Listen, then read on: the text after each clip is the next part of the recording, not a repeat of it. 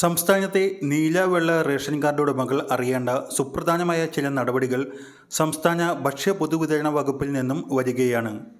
നേരത്തെ കേന്ദ്ര സർക്കാർ നിർദ്ദേശാനുസരണം AAY മഞ്ഞ PHH പിങ്ക് റേഷൻ കാർഡിൽ ഉൾപ്പെട്ട എല്ലാ അംഗങ്ങളും 2025 മാർച്ച് 31-നകം KYC മസ്റ്ററിംഗ് പൂർത്തിയാക്കണമെന്ന് ഭക്ഷ്യവകുപ്പ് മുന്നറിയിപ്പ് നൽകിയിരുന്നു.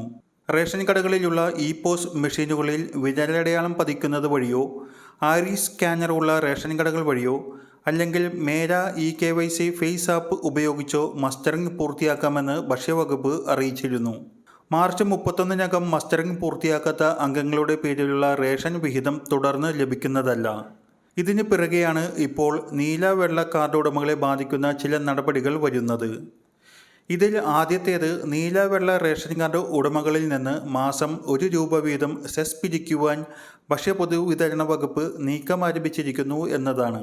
റേഷൻ വ്യാപാരികളുടെ ക്ഷേമനിധിയിലേക്ക് പണം കണ്ടെത്തുന്നതിന് വേണ്ടിയാണ് സെസ് പിരിക്കുന്നത്. ആദ്യഘട്ടത്തിൽ 1 വർഷത്തേക്കായിരിക്കും പിരിവ്. മന്ത്രിസഭ അംഗീകരിച്ചാൽ ഏപ്രിൽ മുതൽ ആരംഭിക്കുന്ന അടുത്ത സാമ്പത്തിക വർഷം ഇത് ആരംഭിക്കും. 1 വർഷം കൊണ്ട് നീല വെള്ള കാർഡുകാരിൽ നിന്നും സെസ്സായി 4 കോടിയിലേറെ രൂപ ലഭിക്കുമെന്നാണ് കണക്കുകൂട്ടൽ. ഇതിനോടൊപ്പം വ്യാപാരികളുടെ വേതന പരിഷ്കരണവുമായി ബന്ധപ്പെട്ട 3-അംഗ സർക്കാർ ഉദ്യോഗസ്ഥ സമിതി സമർപ്പിച്ച റിപ്പോർട്ടിൽ നീല കാർഡ് ഉടമകൾക്ക് നൽകുന്ന അരിയുടെ വില നിലവിലെ കിലോഗ്രാമിന് ₹4 പകരം ₹6 വീതം ആക്കണമെന്നും ശുപാർശ ചെയ്തിട്ടുണ്ട്.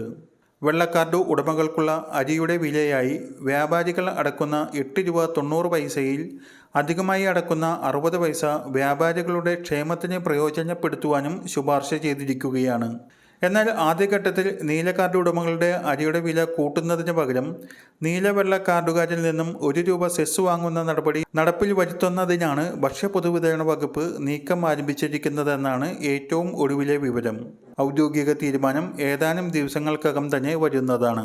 ഇതോടൊപ്പം സംസ്ഥാനത്തെ 26 ലക്ഷം സ്കൂൾ വിദ്യാർത്ഥികൾക്ക് 4 കിലോഗ്രാം അരി സൗജന്യമായി നൽകുന്നതിൻ്റെ സർക്കാർ അറിയിപ്പും എത്തിയിരിക്കുകയാണ്. മധ്യവേനൽ അവധിക്ക് മുന്നോടിയായി സ്കൂൾ ഉച്ചഭക്ഷണ പദ്ധതിയിൽ ഉൾപ്പെട്ട 26 ലക്ഷത്തിലധികം വിദ്യാർത്ഥികൾക്കാണ് 4 കിലോഗ്രാം വീതം അരി വിതരണം അടുത്ത് തന്നെ ആരംഭിക്കുമെന്ന് വിദ്യാഭ്യാസ മന്ത്രി V. ശിവൻകുട്ടി അറിയിച്ചിരിക്കുന്നത്.